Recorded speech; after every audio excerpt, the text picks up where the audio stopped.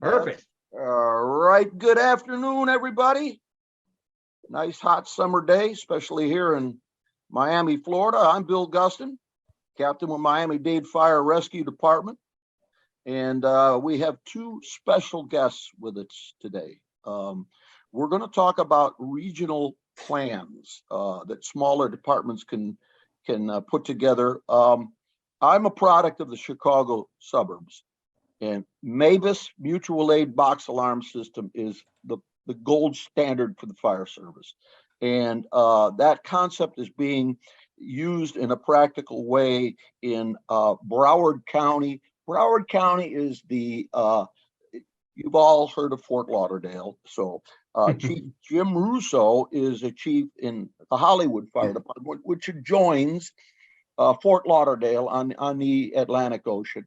And then Chief Ken Yost is a chief with the Broward Sheriff Fire Rescue Department. Now, administratively, the sheriff runs the fire and rescue department, but that's strictly bookkeeping, and that he has no say in their operations. So it's just works for them, and they're a growing department that is merging with other departments because it's good for the departments, it's good for the members, and it's good for the cities that merge with Broward Sheriff. We got Jimmy Davis, captain of Engine 43, and Mike D from ladder 1, 2, 3, retired.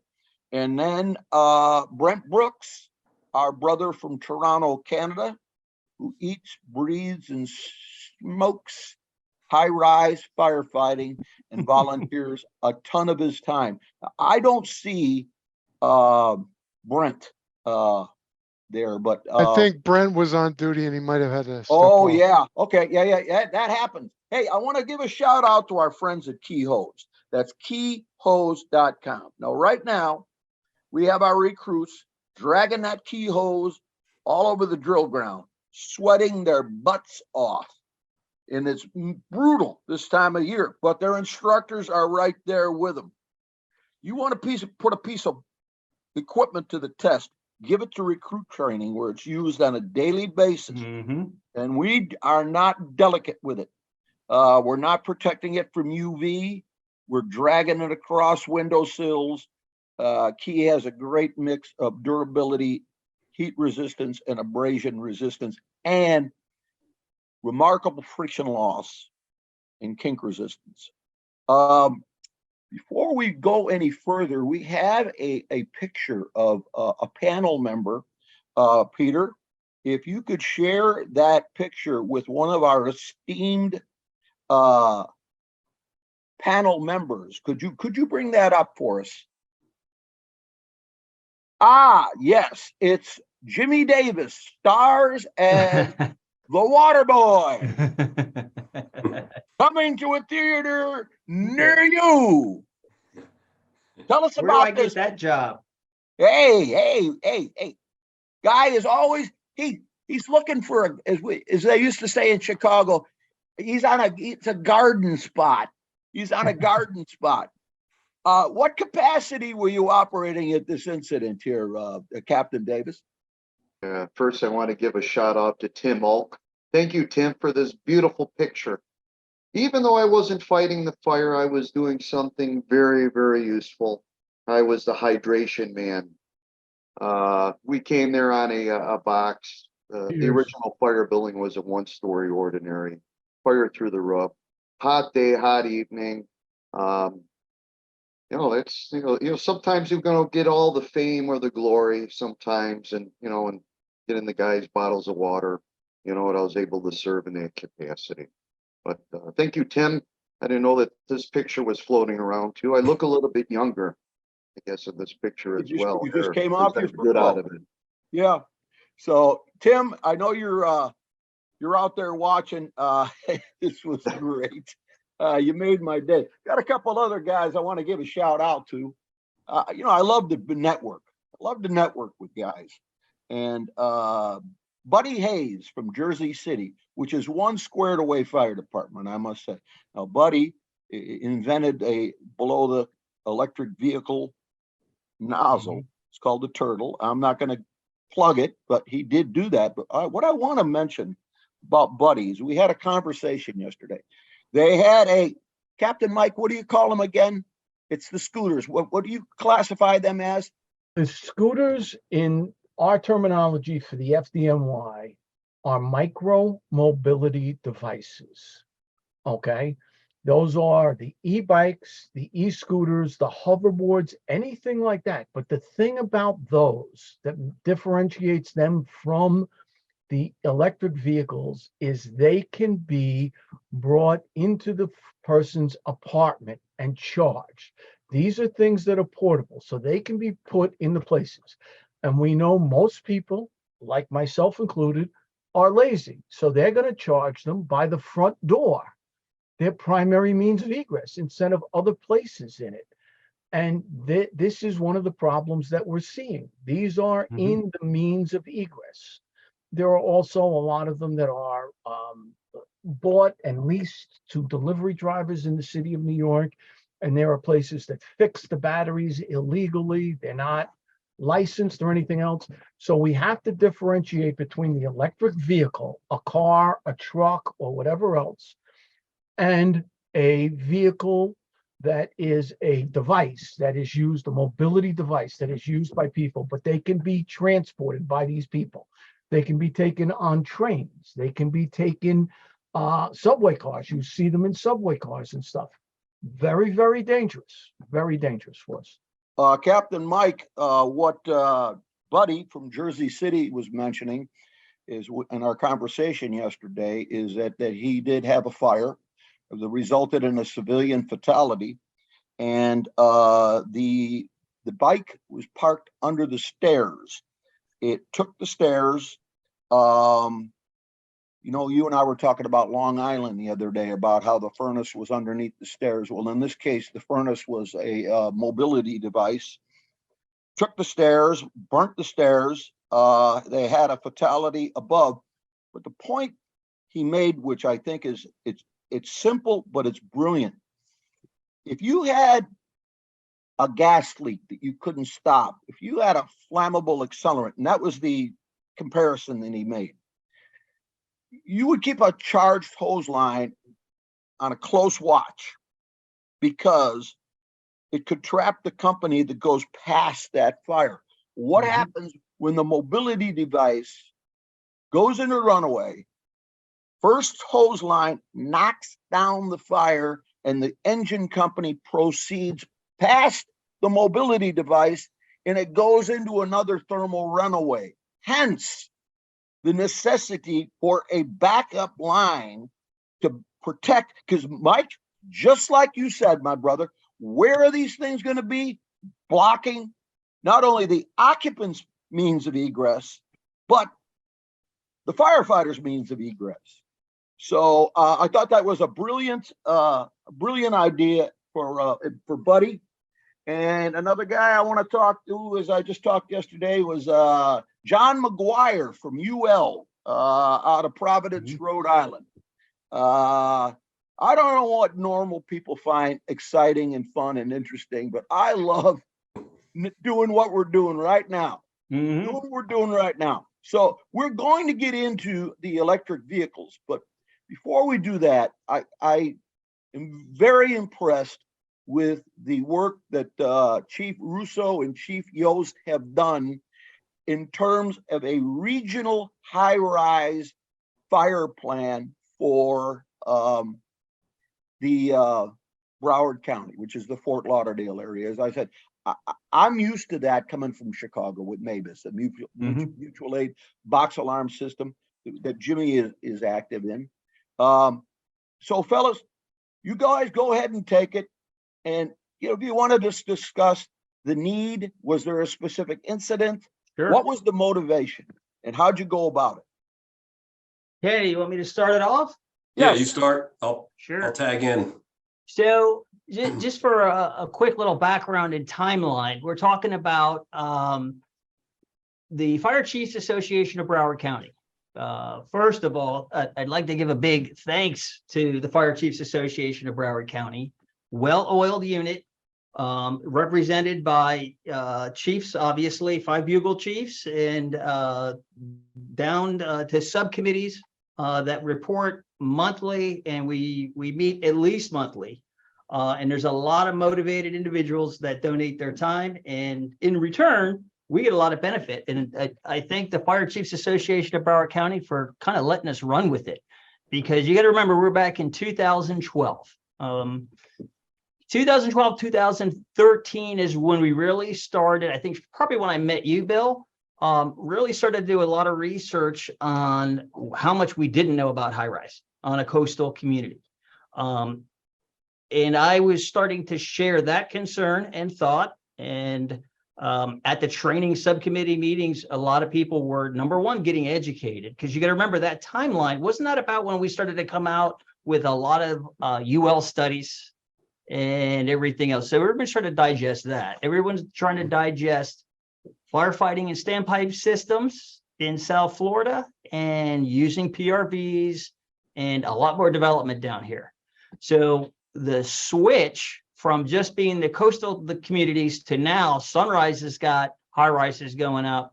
Some of these smaller cities have got high rises going up. When we started to compare apples to apples, we found out we only had apples, potatoes, carrots, and some other stuff.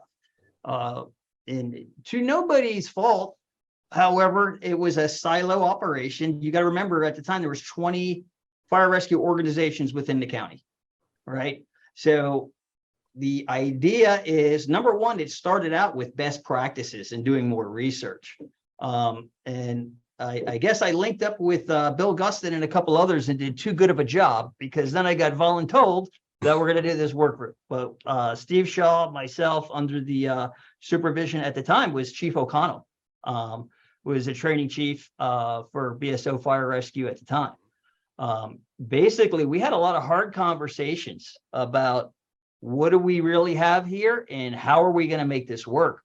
Forget about just being on the same page with terminology. We weren't even close there yet. There was all this debate about standpipe firefighting, and what has happened over the years in the South Florida region is everything kind of got switched out of what we're supposed to be doing per NFPA 13, 14, and 25, and started doing their own hose sets, which we all know is the wrong thing to do. So really the biggest piece was, let's get everybody on the same page with terminology, some type of operational tactical benchmarks, because the biggest challenge is you've got all different staffing levels, response times, and levels of people working in these types of buildings. So there were a lot of hard lessons. And like I said, at first, there were a couple really good stretches of us collaborating, and then 20 fire agencies. You do the math. We can't get 20 fire chiefs to agree on lunch. So we were at a standstill a couple times. But what, we were reaching some really good points that we could go back, get some more education, talk to the guys that are out there doing it and got established procedures, and we just kept plugging away. I would say the real push, the main push to get this done after we had a lot of education and equipment testing to talk about interoperability, I would say about 2 years. About 2 years. And the biggest challenge is you have to make a workable document, right? Otherwise, if I came at him with a 45-page that looked like all I did was cut and paste, and then Kenny put his drill plan in, no one's going to go to the fire chief's website and enforce it. No fire chief is going to say, this is what we need to be doing as a region. So it's got to work. It's got to make sense. So I think we came up with a decent solution. And then the other half of that is rollout. How are we going to get everybody educated? And that's kind of where we're at with the EV right now, is we want to beef up incidents, tracking, what's working, what's not, and we've got to educate the masses. And unlike they did up in New York, and as I told you, Mike, that's what we're trying to duplicate down here for one training. But the real deal here is, let's get everybody on the same page. Let's vet some of this information, figure out what are the absolutes, yeses, nos, and talk about the rest. Have a basic guideline. And of course, everything has to be a living guideline, a living document. So it's up to us to go back and to look at it, update it. And right now with EV, I think we're at we need to get more data, more direction on tactics and what's working and what's not from real incidents out there. With high rise, there was a lot of testing. I know you and I have tested. Chief Yost over in Broward has a lot more resources for R&D, so he got tasked with a lot of that.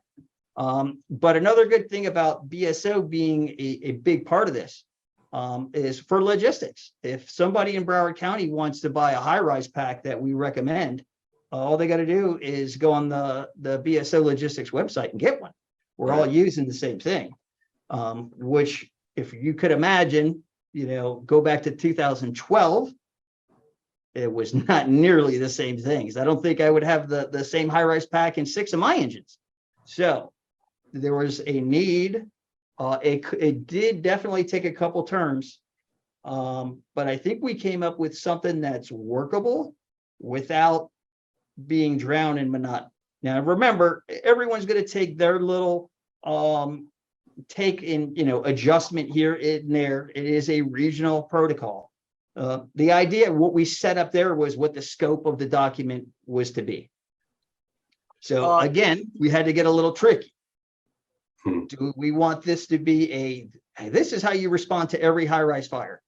So technically, when you read the scope of the document, we're talking about high-rise fires, second alarm or greater. That did appease a lot of officers and chiefs and stakeholders in the county. But realistically, from my point of view, and I'd be curious to see what you guys think, what does it really do to the document? Right underneath that, we say the second alarm or higher. If you're going to a confirmed working high-rise fire and you're anywhere above the trash mezzanine level, aren't you guys calling a second alarm? So it's problem solved. So, I mean, the devil's in the details. We had to get creative to kind of keep everybody happy. We took a lot of input and we just took our time with it. So enough out of me. I was extremely impressed, Chief Yost. I don't remember if it was you, Chief Russo, or you, Chief Yost, that invited us as training captains to evaluate a full-scale high-rise, residential high-rise drill in the city of Hollywood. And the first arriving battalion chief, medic rescue, and engine company was not the city of Hollywood. The scenario was they were tied up on something else. I remember that one. It was Broward Sheriff that showed up. And what an impressive, stellar job. What was that chief's name? London? That Yes, was sir. Chief Jerry London. He's Jerry still London. around. Yep. Even though he retired, he'll probably still respond to a call. Well, you know what? His advice to me was always keep a spare handy talkie battery in your pocket and Dry erase marker. erase marker. The dry erase like marker is huge. Dry erase markers. Sound familiar, Jimmy? That's We what put those in our high-rise bags. bags. We actually took that from I know Chief O'Connell used to like to do that too. That actually is in the procedure, and we have it. These are the little things that once we start doing what we're doing now and talking about what works, what doesn't, or if you've been on an incident like that, you'll figure out real quick. If you're a division officer, you don't really have a way to account for people. If you can't see them and they're not standing in front of you, you better figure it out quick. So keep one in your pocket, keep one in the high-rise bag. Seems like the more we find out about electric cars, the more we find out that we don't know about electric cars. And I've said this before, Chief Yost, and I think we've reached this conclusion. The world's fire service is in a futile search for an elusive unicorn that is not there.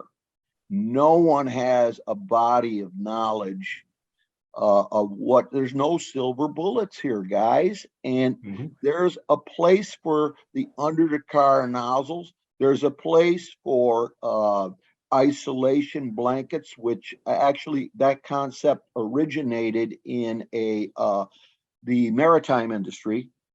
And man, will I be interested to find out if there were electric cars that had anything to do with this. They say it didn't, but that remains to be seen. I got my best guys on that one. What happened in Newark. Mhm. Now, I stole some ideas from you, Chief Yost, because I'm tasked with writing our SOP, and I am a shameless, as Bobby Halton would say, unapologetic plagiarizer. I believe it was I don't want to put the words in your mouth, but you have an electric vehicle. First of all, there is one consensus worldwide. One consensus worldwide. Everybody agrees around the world in the fire service. If you can, let it burn. Mhm. Let it consume the electrolyte. Let it Mhm. nature take its course. Let the chemical electrical reaction, the Do generation, its thing, right? let all of that happen. But having said that, you want to explain, I believe it's your words, make a hot tub out of it. So that's one of the things we've been working on. We've been working on a lot of different policies for the EVs. It is good for a lot of the cars. It's not good for all of them, but for certain manufacturers, it is good. We just fill the inside of the car up. There's a lot of different techniques that are out there. Like Chief Russo said, we started the policy. We've standardized some of the terminology. Now we're starting to work on some of the tactics side of it. There's a lot of different stuff out there, and there's a lot of different tactics don't work on all the same cars. So we're trying to sort that out right now. You are absolutely spot on, which Mhm. brings me to this topic. I asked you about these applications. It's you're not going to commit all this stuff to memory. Not even you could have a notebook. You could go online, but we need quick information. For instance, conflicting information. My guys come back from General Motors, and as far as disconnecting the 12-volt battery, Tesla has cut loops to disconnect the 12-volt battery, which isolates the power to the main battery. Okay? Right. Then there's another point of view. You lose Battery management. You lose whatever cooling there is built into the system. So it's a conflict. So you almost have to go by a car basis. Now, I have never called these people firsthand, but this is the Energy Security Agency. I want to kind of compare it to Chemtrack. Yeah. You got 24 hour, you got this number. We'll flash it up on the screen later, or however you want to do it, Peter. And the number is 855-372-7233.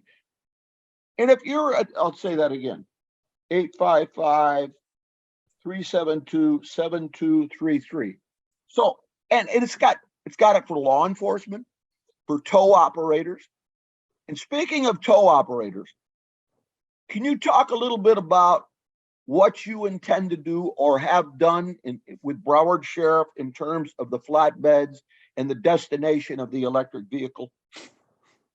Well, we are recommending flatbeds, and we're pushing to the state group that we have right now for certain junkyards to take the cars to, so that they can be 50 feet apart and they're not around other vehicles. So we're trying to get that into the policy, but we have a meeting actually on that next week. And do you foresee that tow operators are not going to want to take possession of the car? Oh, it's already They're not gonna happened. take possession of the car. Sure. And which means the fire department, we have a contingency plan. We have a flatbed truck with a knuckle boom crane. We could pick that friggin' car up, if we can get it out of the parking garage, if we could get that car out where we could pick it up, put it on a flatbed, and we'll take it to an impound lot or someplace. Right. Nobody's going to want it, and let nature take its course. If it goes through runaway, let it burn up.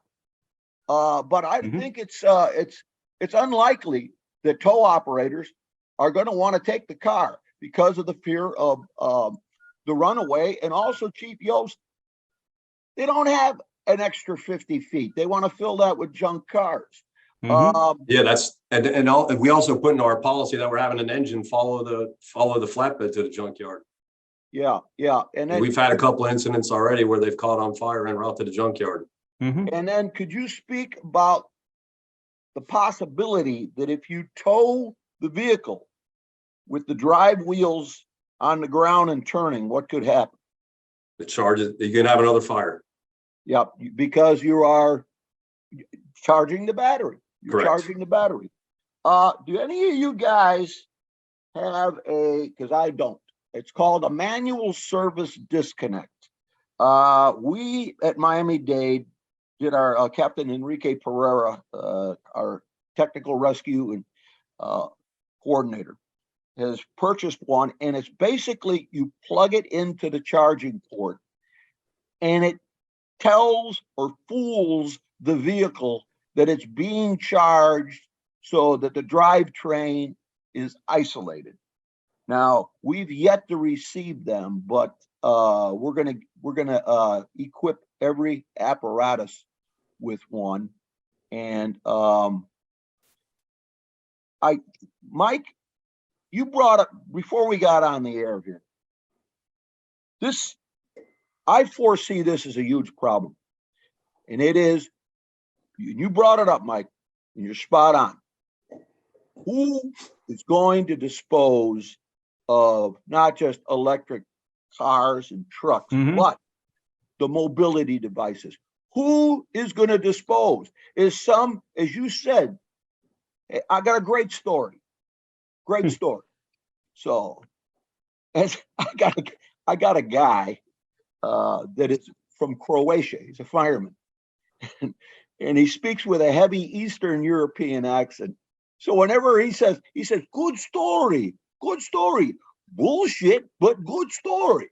So the story is this: we go to this warehouse along the railroad tracks, and they've got a machine out in front, and it's supposedly a tire mulching machine.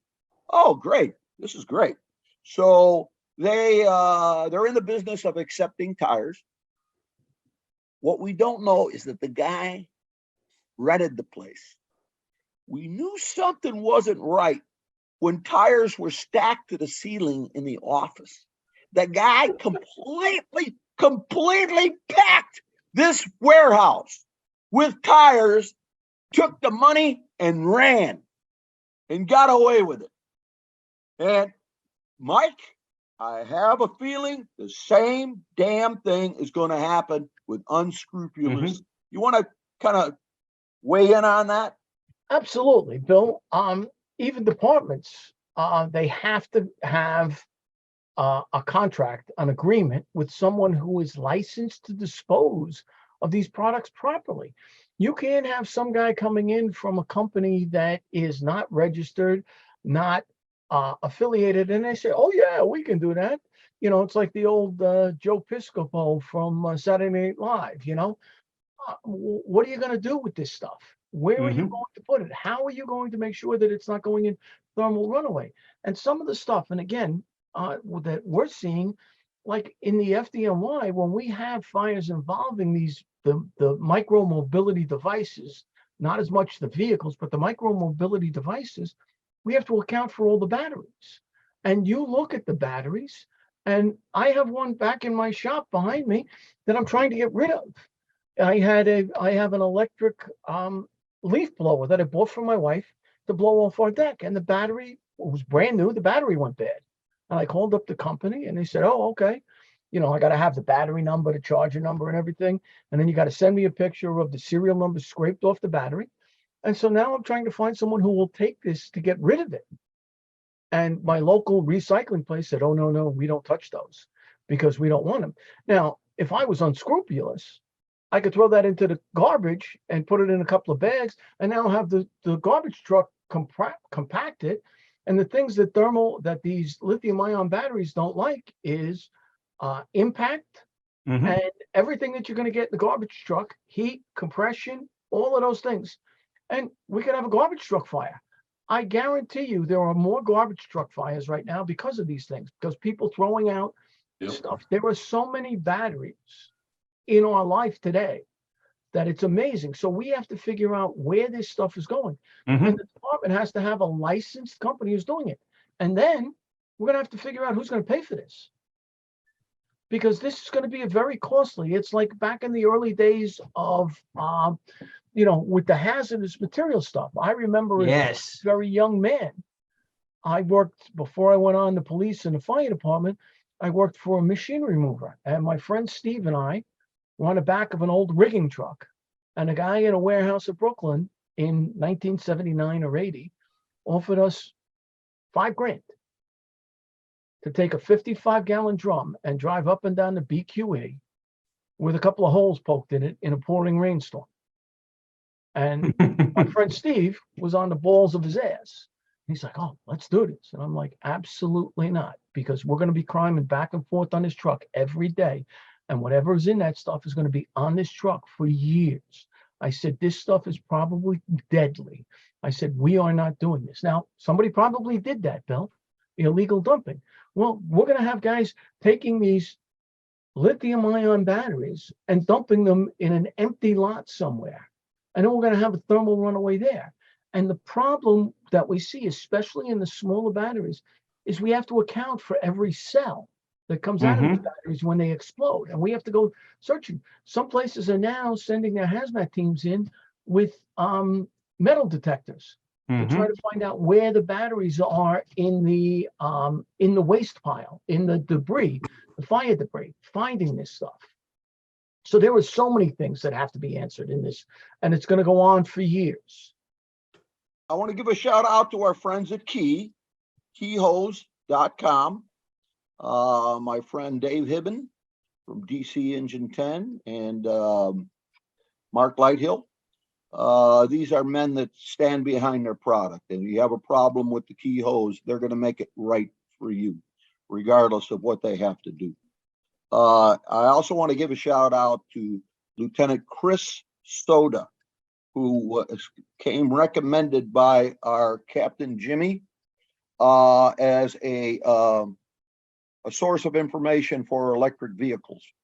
And he has a side company, Junkyard Dog Extrication, I think it is, but a wealth of information. And I have been networking with Chris as well. And but I want to thank you again, Jimmy, for recommending. And man, the more friends you pick up, the more relationships and contacts. When you can pick up a phone and say, well, I don't know about that. But like for me, I'm a blithering idiot, but I know a lot of guys that know something. So it makes Phone me a friend, Bill. Yeah, Phone don't a hang friend. around with stupid people. Now, could we let's show the rest of those pictures, Peter, if you could put them up. You're going to find some of these interesting. Okay, now, what do we call this, Mike? Is this a EV or is this a mobility device? That's a Chief's car. All right, you're not going to believe this, Especially the pink one in the back. This, you know where this is? This is on a friggin' cruise ship. I just caught that. It's on a Carnival, friggin' right? Isn't that a cruise ship. Carnival? Yep. I'm not going to say which one. Can you show the next one? Sure. All right, there. Yeah, you're looking at the fantail of the ship. Now, I told the guy, hey, I got an idea for you. Yeah, wait until the cover of darkness, and jettison that thing into Davy Jones's locker. He can't do that. But what they are going to do is what's going to work for them is an isolation blanket and some type of under the vehicle nozzle or something that they're gonna try something else as well. But talk about mobility devices. Yeah. You got the And next very one. honestly, Bill, in something like that, if you're responding to that in port and you might have a fire in that, you have to go on board and find out where the batteries are in that vehicle. Where is the battery pack in that thing? You have to have the free knowledge to know where you want to cool this thing and how you want to do this. Well, I told the man that consulted with us that there are very few real subject matter I'm saying experts, and a lot of the conclusions that we are drawing are based upon supposition, conjecture, and anecdotal information. And we're all making it up as we go along. Now, years from now, they'll fix this problem, lithium-ion phosphate batteries. But we are just looking at the tip of the iceberg, fellas, because we don't go to new cars that are on fire. We go to 4, 5, 6-year-old cars that are on fire. What's going to happen when these EVs age, especially in a place like Florida, where you've got tremendous heat that deteriorates everything plastic in a car, and the possibility of salt water intrusion from a tropical storm, or what we call the king tides, which is a real problem up near Chief Russo's area. So can we take a look at the next picture? Okay, now this is a concept.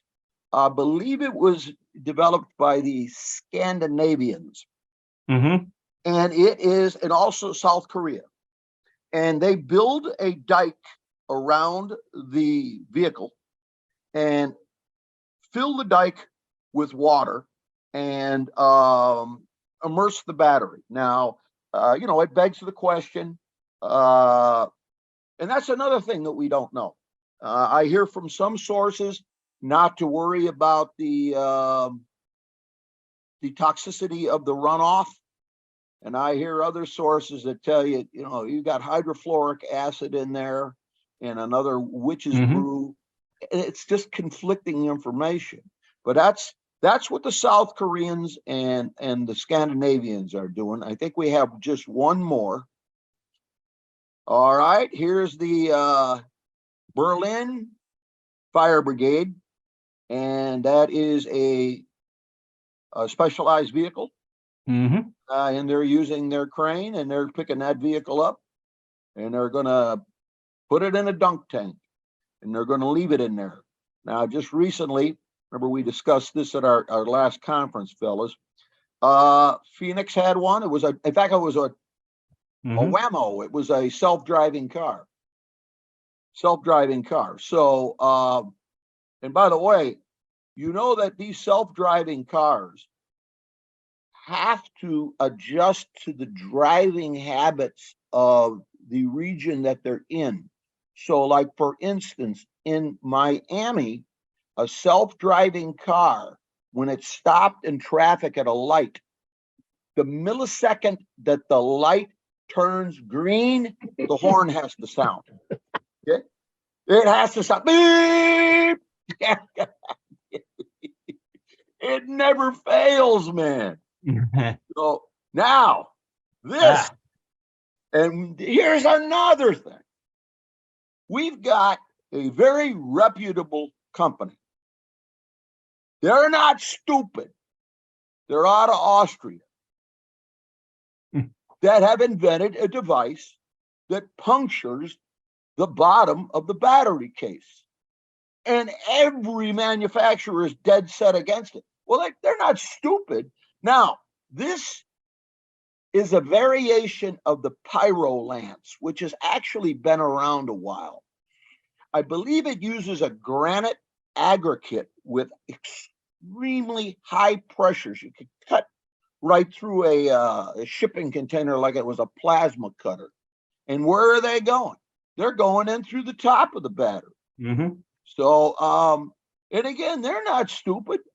They've done their homework, but it just shows you where we're at in this world as far as nobody has. I don't personally, I don't like the idea of having to jack up the car. Mm-mm. And hey, what kind of fire did you have, Brent? Was it a high rise? You're He's muted. disappointed. Medical.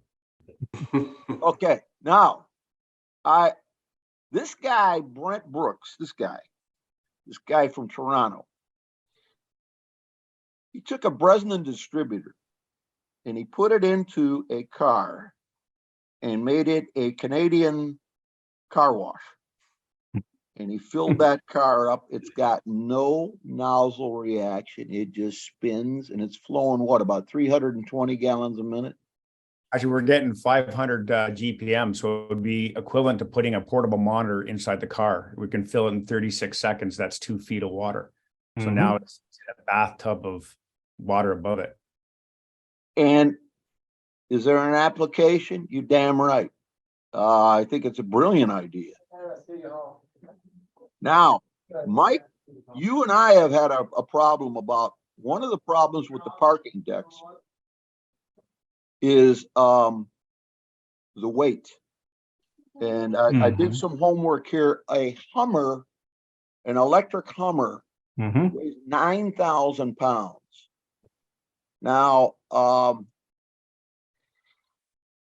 it's not so much the surface underneath the vehicle. It's the over the head with precast and post tension concrete Mhm. that scares me to death of an electric fire. And we also have luxury high rises where most of the Toronto guys, when they retire and they come to Miami, they drive their Bentleys and Rolls Royces into a elevator and it rides them right up to their own high rise unit, and you can park your car right outside of your unit. And I think it has to do with the difference between the Canadian dollar and the American dollar. I guess the Canadian dollar goes farther. Hey, Brent, you guys got all the wood and you got all the oil. Yeah. And I mean, we could get into the wood discussion, but we will save that for another day. Mhm. But it does call to mind. Bill, they're burning all their wood right now. And I have to carry my inhaler. It's We got so much wood, we might as well just burn it. yeah. The smoke, the air quality is not good today in New York. Thank you, Canada. Yeah, I was in Cincinnati a couple of weeks ago, and it dawned. Oh my God! But see, I like that smell. And we get it much less because it is a life cycle of the Everglades, is to have fires and burn it out. That's what nature intended to do. But it is an issue, and we're going to get into maybe next time. So it would be a good time to give a shout out to our other Canadian buddy, is James Johnson from Vancouver. And not only are they right in the epicenter of the wood industry, but also he is a brilliant Finnish carpenter. So he knows construction. That's where he came from. And Elaine got to know outside of Montreal. We had him on last month. If you're watching, hey, brother, I hope I pronounced your name right, because I know you're up there in Quebec. So think of what else. Where are we at here? Oh, we still got some time. Bill, So- I think what we have to talk about is one of the things that I really want to talk about with these micro mobility devices and the Mhm. EVs and everything else is if you flood them, like Brent was talking about in the thing, when they dry out, the energy is still in there and they can restart that fire, which is big for the fire department because you don't want to look like idiots. Okay, if you leave and say it's out, and we did that a couple of times, unfortunately, before we knew any more. And one of my friends had a third alarm in an e-bike store back in the early days of all this stuff, and they filled the basement with water. And they left. Okay, it's out. It's out. For us, it's out. The fire's out. If we fill the basement with water, the fire's out. 3 days later, they had a second alarm in the same building because it all drained out. And the electricity is still in those batteries and they can get in it. The other thing is, you know, you talk about the electric vehicles and their age. Well, when you have to replace the batteries in a Tesla or another electric vehicle, the price tag is huge. And a lot of people are not going to have that kind of money. So they're going to sell the car and then somebody's going to buy it and put it in an aftermarket battery that is not the Tesla battery, so to speak. And they're going to put in a battery, and then it's not going to be right for the vehicle. And that's where you're going to have fires. And so these things happen. Our friend Phil Paff in Australia had one of these wall unit charging stations. And that caught fire, and they had this thing on fire, and it was burning through the outer shell of the building, burning into the occupancy on the inside. And this is stuff they had never seen before. That was at a university, wasn't it, Mike? Yes. Yeah, that was the Tesla firewall, Freudian slip, power wall. Tesla power wall. Correct. Tesla power walls. Correct. And somebody did something that they weren't supposed to on it as far as maintenance. Oh, I can do this. I can fix that. And they had a huge problem. These are all things we are going to see. In New York City now, there is a thing where the local utility will not bring power into your building unless you give them a room for battery storage. And it's called an ESS, an energy storage system. And the ESS, now we go into these buildings, we have to find out where these things are and how much is stored in there, because they're going to be, I mean, our grid is finite. And doing all of these things with electric and batteries and charging is going to stress that grid to, I mean, and days like today in New York, Chicago, and Miami, what is the load with the people with the air conditioners and everything else? Again, we have to have a plan. And if we, the fire service, don't get ourselves a seat at the table, we are going to be left in the dark on this.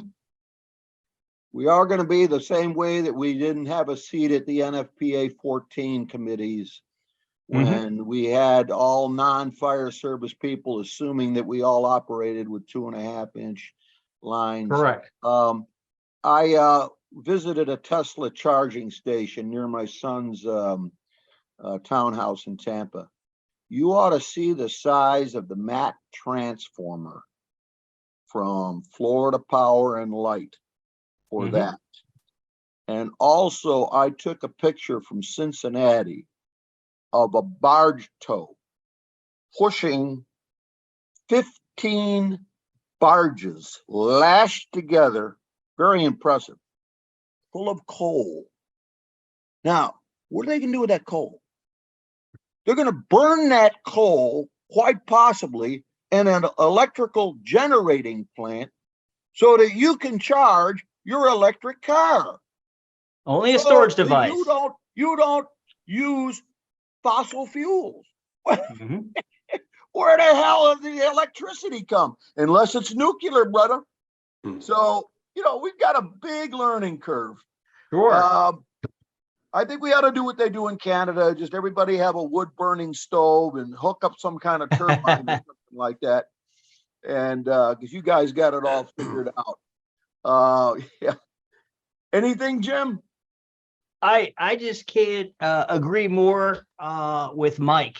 The way we kind of look at it down here, and I know we've had this conversation, Bill, but for everybody, I mean, you almost know what you're dealing with an EV, right? On the road or a hybrid. We need to be alert. We need to have PPE, keep your guys safe, keep them away from the cloud, you know, situational awareness.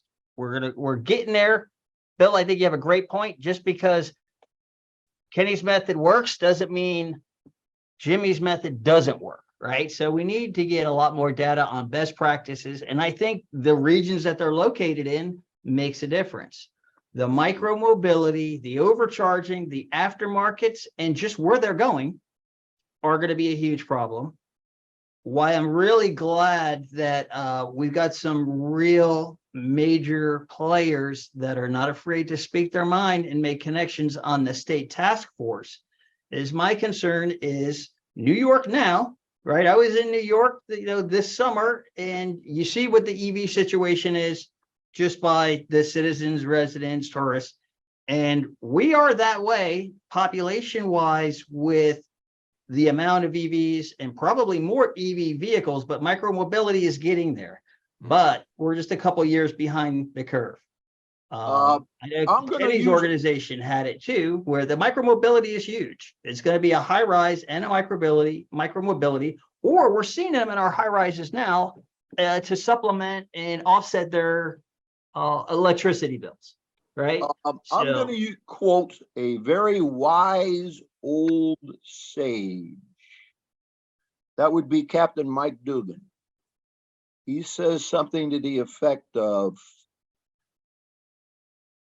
you don't have to be wrong for me to be right. Isn't that what you? Yes. Just because you and I disagree, Bill, doesn't make me wrong and you right, or me right and you wrong. It's just we're looking at the problem from different points of view. Yes, and I think this is where we're headed with the electric vehicles and the mobility devices. A lot of it's going to have to do with our demographic and our resources as well. Bill, we have the state of Florida right now is undergoing a tremendous amount of growth, and right now at the time being, there are resources and they're getting stronger. We've got advocates at the, what would you call it, the state fire marshal's office, Chief Russo? Sure. The CERT committee, the Bureau, state fire marshals, Joanne Rice, John Conkey. We've got a lot of people that have some experience in dealing with Ian and doing the research before. A lot of different stakeholders. Just talking to our friend Doug LaValle, just the weights and what he talked about. I mean, let's look at how we build these parking garages for development and who's building them. And then you come in one day as a fire rescue agency, and it's happening here almost on a weekly basis. Oh, look, those weren't there last week. And you've got a line of chargers, and it's not one, you got 8 or 10 in a row. Parking garages sometimes got 3 floors of them. It's a scary proposition. And that 3 floors of chargers, Chief, puts all of the electric vehicles and the extra weight of the batteries in those one place. It's concentrated. Exactly. So those are things that we have to think about. Bill, one other shout out. I just, while we were here, I was getting messages about the 2 Birmingham, Alabama firefighters shot in the firehouse today in what they believe might be a targeted attack. They leave the doors open to the firehouse for people to come in, and somebody came in and shot 2 firefighters in Birmingham. Both have been taken to the hospital.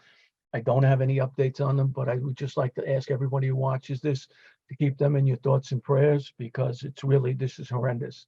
Tragedy. A tragedy. Yeah. Mike, it's an occupational hazard that maybe us right here in this group did not consider, but the way that we're handling the active shooter incidents now, firefighters are going to have to accept another occupational hazard, and that is taking a bullet, because the public is not going to tolerate us waiting for the police to make a building squeaky clean before we go in and stop the bleed. That's the stance that the fire service is taking, at least in our area. And it's just another risk that we're going to have to assume. We're going to wrap this up because I got to get back to work. You know what I had to do? I had such a disaster with I was on with Ricky Riley last week, Mhm. and hi Ricky, and from Prince George's County. I met him when he was a chief in Clearwater, Florida, but he's originally from Fairfax, Virginia. And it was a disaster because the wireless internet was so crappy. So I want to thank Key, our friends at Key. And I also want to thank our two special guests, Chief Jim Russo, Chief Kenny Yost, for taking the time out at such short notice for Not a you to problem. come here. Well, you know, we're all brothers from a different mother. I think so. So, guys, I gotta run back to work. So until next month, brothers and sisters. Everyone, we'll keep you posted. Well, we find out if you'll do the same. And I don't know if you saw the info sheet, Bill, but we're working on getting data so we can have our roundtable about actual incidents in the area. Jim, great idea, and we will share it with the fire service. We can use this as the point to distribute it. Fire engineering is really good with that.